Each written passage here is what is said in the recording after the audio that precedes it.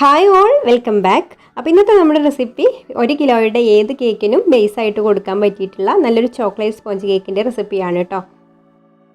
അപ്പോൾ ഈ കേക്ക് ഇതുപോലെ 3 ലെയറാക്കി എടുത്തിട്ട് ക്രീമും അതുപോലെ നമ്മൾ ഏത് ഫ്ലേവറിലുള്ള കേക്കാണോ ചെയ്യുന്നത് അതിൻ്റെ ഫില്ലിങ്ങും കൂടെ കൊടുക്കുകയാണെങ്കിൽ നമുക്ക് പിന്നെ ഫുള്ളായിട്ട് ക്രീം ചെയ്ത് ഫ്രോസ്റ്റിംഗ് ഒക്കെ കഴിയുമ്പോൾ 1 കിലോയുടെ കേക്ക് ഉണ്ടാവും കേട്ടോ. അപ്പോൾ നമുക്ക് ഇത് തയ്യാറാക്കാൻ വേണ്ടിയിട്ട് ഞാനിവിടെ 3/4 കപ്പ് മൈദയാണ് എടുത്തിട്ടുള്ളത്. അത് ഈ ഒരു അരിപ്പയിലേക്ക് ഇട്ട് കൊടുക്കാം. ഇനി നമുക്കിതിലേക്ക് 1/4 കപ്പ് കൊക്കോ പൗഡറും 1 ടീസ്പൂൺ ബേക്കിംഗ് പൗഡറും ഒരു നുള്ള ബേക്കിംഗ് സോഡയും ഒരു നുള്ള ഉപ്പും കൂടെ ചേർത്ത് കൊടുത്തിട്ട് നന്നായിട്ട് അരിച്ചെടുത്ത് ഒരു സൈഡിലേക്ക് മാറ്റി വെക്കാം. ഇനി ഡ്രൈ ആയിട്ടുള്ള ഒരു ബൗളിലേക്ക് 4 മുട്ട പൊട്ടിച്ച് വയ്ക്കാം. മുട്ട റൂം ടെമ്പറേച്ചറിലായിരിക്കാൻ ശ്രദ്ധിക്കണം കേട്ടോ. ഫ്രിഡ്ജിൽ വെച്ച മുട്ടയാണെങ്കിൽ പുറത്തെടുത്ത് തണുപ്പൊന്ന് പോയതിന് ശേഷം എടുത്താൽ മതി. ഇനി നമുക്കിതിലേക്ക് 1 ടീസ്പൂൺ വാനില എസൻസും കൂടി ചേർത്ത് കൊടുത്തിട്ട് ആദ്യം ഒന്ന് നന്നായിട്ട് ബീറ്റ് ചെയ്തെടുക്കാം.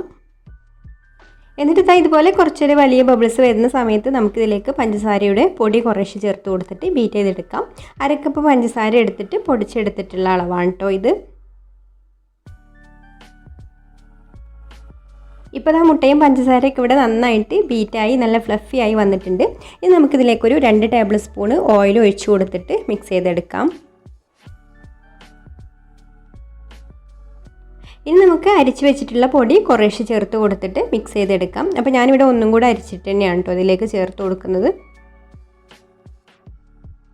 ഇതിൻ്റെ കൂടെ ചെറുതായിട്ട് ചൂടുള്ള ഒരു 2 ടേബിൾ സ്പൂൺ പാലെടുത്തിട്ടുണ്ട്. അതും കൂടെ കുറേശ്ശെ ചേർത്ത് കൊടുത്തിട്ട് ഒട്ടും കട്ടയില്ലാതെ മിക്സ് ചെയ്തെടുക്കാം. ആദ്യം ഇട്ട് കൊടുത്ത പൊടി മിക്സായി വന്നതിന് ശേഷം പിന്നെ അടുത്ത ബാച്ച് പൊടിയും അതുപോലെ ബാക്കിയുള്ള പാലും കൂടെ ചേർത്ത് കൊടുത്തിട്ട് മിക്സ് ചെയ്തെടുക്കാം. അപ്പോൾ പൊടി നമ്മൾ 2-3 ബാച്ചായിട്ട് കുറേശ്ശെ ചേർത്ത് കൊടുത്ത് മിക്സ് ചെയ്തെടുത്തിട്ടുണ്ട്. അപ്പോൾ ഇത്രയേ ഉള്ളൂ കേട്ടോ. നമ്മുടെ കേക്കിൻ്റെ ബാറ്റർ ഇവിടെ റെഡി ആയിട്ടുണ്ട്. ഇനി നമുക്കിത് കേക്ക് ടിന്നിലേക്ക് ഒഴിച്ചു കൊടുക്കാം. അപ്പോൾ ഞാനിവിടെ ഒരു 7 ഇഞ്ചിൻ്റെ കേക്ക് ടിന്നാണ് കേട്ടോ എടുത്തിട്ടുള്ളത്. കേക്ക് ടിന്നിൻ്റെ അടിയിലും സൈഡിലൊക്കെ ഓയിലൊന്ന് ഗ്രീസ് ചെയ്ത് കൊടുത്തതിന് ശേഷം ബട്ടർ പേപ്പറും കൂടെ വെച്ച് കൊടുത്തിട്ടുണ്ട്. ഇനി നമുക്ക് ബാറ്റർ ഇതിലേക്ക് ഒഴിച്ചു കൊടുത്തിട്ട് ബേക്ക് ചെയ്യാനായിട്ട് വെക്കാം. ഇനി നമുക്കിത് നന്നായിട്ടൊന്ന് ടാപ്പ് ചെയ്ത് കൊടുക്കാം, എയർ ബബിൾസ് ഒക്കെ ഉണ്ടെങ്കിൽ പോകാൻ വേണ്ടിയിട്ട്. അപ്പോൾ ഞാനിത് ബേക്ക് ചെയ്തെടുക്കുന്നത് ഇതുപോലൊരു ഇഡ്ഡലി പാത്രത്തിലാണ് കേട്ടോ. ഇഡ്ഡലി പാത്രത്തിന് ഒരുപാട് കട്ടിയില്ലാത്തൊരു പാത്രം ആയതുകൊണ്ട് ഞാൻ അടിയിൽ കുറച്ച് ഉപ്പ് ഇട്ട് കൊടുത്തിട്ടുണ്ട്, അല്ലെങ്കിൽ മണലിട്ട് കൊടുത്താലും മതി. കട്ടിയുള്ള പാത്രമാണെങ്കിൽ അതിൻ്റെ ആവശ്യമില്ല കേട്ടോ. എന്നിട്ട് ഇതുപോലെ റിങ്ങും കൂടെ വെച്ച് കൊടുത്തിട്ട് നന്നായിട്ട് ചൂടാക്കിയെടുക്കുക. എന്നിട്ട് നമുക്കതിൻ്റെ ഉള്ളിലേക്ക് ഈ ഒരു ബാറ്ററിൻ്റെ പിന്നെ ഇറക്കി വെച്ചിട്ട് അടച്ചു വെച്ച് ഒരു 30 മിനിറ്റ് ലോ ഫ്ലെയിമിലിട്ടിട്ട് ബേക്ക് ചെയ്തെടുക്കാം. അപ്പോൾ നമ്മുടെ കേക്ക് ഇപ്പോൾ വെച്ചിട്ട് ഒരു 30 മിനിറ്റ് കഴിഞ്ഞിട്ടുണ്ട് കേട്ടോ. അപ്പോൾ നമുക്കിത് എന്തായി എന്നുള്ളതൊന്ന് നോക്കാം. അപ്പോൾ മുകൾ വശമൊക്കെ കണ്ടിട്ട് നന്നായിട്ട് വെന്ത് വന്നിട്ടുണ്ട്, ഒട്ടുന്നൊന്നുമില്ല. ഇനി നമുക്കൊരു സ്ക്യൂർ വെച്ചിട്ട് ഒന്ന് കുത്തി നോക്കാം. അപ്പോൾ സ്ക്യൂറും നല്ല ക്ലീൻ ആയിട്ട് തന്നെയാണ് വന്നിട്ടുള്ളത്. അപ്പോൾ നന്നായിട്ട് തന്നെ കുക്കായി വന്നിട്ടുണ്ട്. ഇനി നമുക്കിത് എടുത്തിട്ട് ചൂടാറാനായിട്ട് മാറ്റി വെക്കാം. പിന്നെ ഓവനിലാണ് ബേക്ക് ചെയ്തെടുക്കുന്നതെന്നുണ്ടെങ്കിൽ 180 ഡിഗ്രിയിൽ 10 മിനിറ്റ് പ്രീ ഹീറ്റ് ചെയ്ത ഓവനിൽ, കൺവെൻഷൻ ഓവനിലാണ് കേട്ടോ ഞാൻ പറയുന്നത്. അപ്പോൾ എൻ്റെ അടുത്ത് കൺവെൻഷൻ ഓവനാണ്, ഞാൻ അതിലാണ് ബേക്ക് ചെയ്തെടുക്കാറുള്ളത്. അപ്പോൾ അതിലെ ടൈമാണ് ഞാൻ പറയുന്നത്. ഒരു 35-40 മിനിറ്റ് വരെയൊക്കെ വരും കേട്ടോ. അപ്പോൾ നമ്മുടെ കേക്ക് ഇനി ഒന്ന് ഡീമോൾഡ് ചെയ്തിട്ട് ചൂടാറാനായിട്ട് വെക്കാം.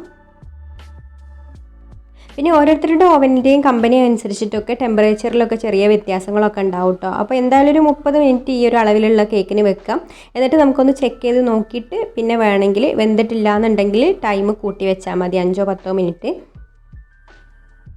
അപ്പോൾ ബേക്കിങ്ങിൻ്റെ ടൈം അങ്ങനെ കറക്റ്റായിട്ട് പറയാൻ പറ്റില്ല. അതുപോലെ തന്നെ നമ്മൾ സ്റ്റൗ ടോപ്പിൽ ബേക്ക് ചെയ്തെടുക്കുകയാണെന്നുണ്ടെങ്കിലും നമ്മൾ വെക്കുന്ന പാത്രത്തിൻ്റെ വലിപ്പത്തിനനുസരിച്ചിട്ടൊക്കെ ടൈമിൽ മാറ്റം വരും.